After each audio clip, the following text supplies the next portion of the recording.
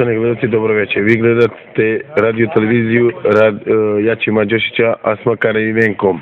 Mi sad tražimo begunca koji je razbio 3 banke u Bujanovcu i to se nalazi u Bujanovcu. Ja sam glavni odgovorni urednik Idić Robert iz Bujanovca, speaker. Molimo svi građani Bujanovca da tražimo pronalazača u Bujanovcu. Dobro večer. Dobro večer. Vi jeste vidjeli ovog begunca, malo ćelav je, on je krao 3 banke u Bujanovcu, lomio? Nisam.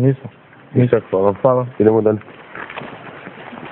Dobro večer, treba nam begunac iz Bujanovca.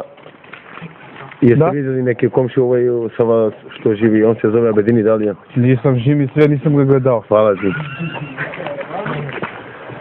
Evo mi u tom slučaju u Bujanovcu momentalno uživo radio, znači sve gledamo, znači kako ide i tražimo i dalje begunca. I ja sam opet glavni odgovorni urednik Idić Robert iz Bujanovca, ne možemo ga naći. U roku 24 časova u Bujanovcu mora da ga nađemo. Idemo.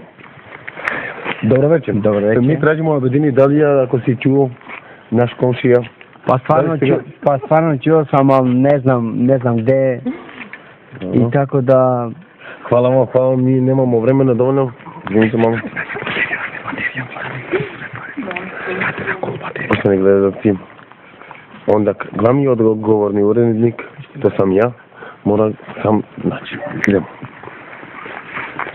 Dobro večer. Mi tražimo Abedini Dalija. To si ti, a? Ne, nisam ja. Nisam ja, ne more. Ej, ti.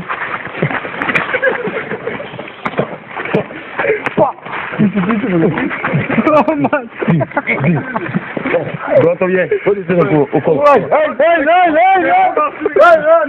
I to bi bilo sve za večeras.